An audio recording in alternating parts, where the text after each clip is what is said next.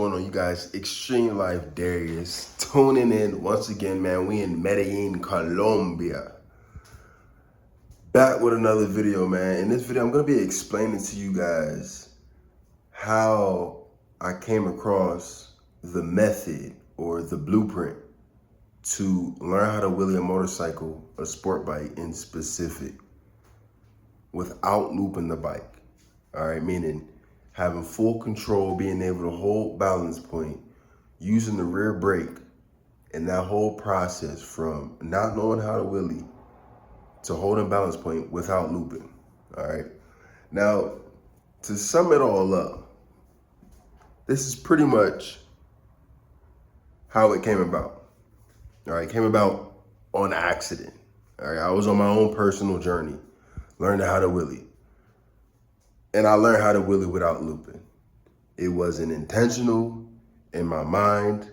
I went into it accepting that I was gonna loop, thinking that I had to loop because everyone told me it was what I had to do. You just gotta crash and keep on chugging along. And I was ready for it. I was super ready for it, but it never came. It just never came. On top of that, I was on the 1000 cc's. I was on a stock, full fairing, 1000 cc ZX10 2005, stock sprocket, stock idle, no cages. I wasn't even wearing gloves, you know what I'm saying? I was young and reckless, you know what I mean? 19, just got my sport bike, and I wanted to learn how to wheelie. And, you know, I did take the safety measures that I took was seeking the guidance, connecting with the best riders in my city, asking them for advice, asking if I could ride with them and learn from them.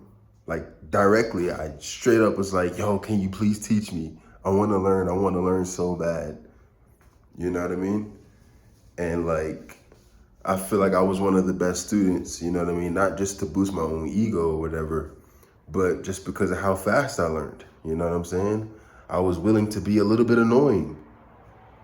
I was willing to ask questions and really always like I was the guy who was like, when you ride, can you please tell me?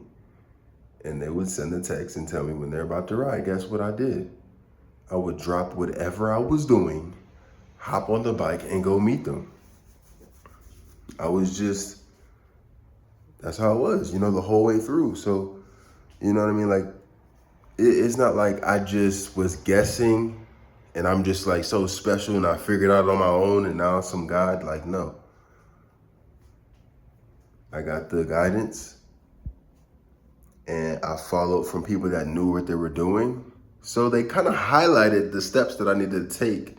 And they also pointed out the things not to do. So it was like, how do you mess up when someone highlights the steps for you and tells you, don't do this, and don't do that? I mean, you got to be pretty stupid to not listen to them, and they're where you want to be.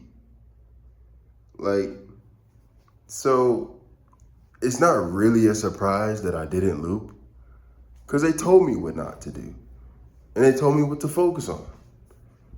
So it's not that mythical. People make it seem like it's so mythical, like, wow, you just had to crash your bike to learn how to wheelie, right? Like, you just had to, right? I mean, that scenario makes sense if you don't have any guidance because now you're just guessing. You don't know how to go about it. So you just gotta try different things and see what works. You're just throwing shit at the wall and seeing what sticks. Of course you're gonna get fucked up. You don't know what you're doing. So, anyways, I digress. Like I said, I went into it thinking that, you know, I'm just gonna have to crash and you know, maybe that's just what's gonna have to come with it. And I'm more than willing to do whatever it takes to learn how to do this. But like I said, I arrived holding balance point, dropping back, I had got so much confidence that I said, hey, bro, hold my phone camera. I'm about to go for a scrape. I took about 30 attempts, dropping it back. Close, but no cigar. On the last attempt, I scrape it.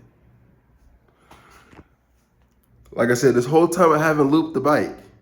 I went from not knowing how to wheelie, or just like really bad wheelies, like chasing at 100 miles per hour, to 30 days later, holding balance point, to 4 days after that, just having so much confidence because I'm holding balance point now, thinking I'm ready for a scrape.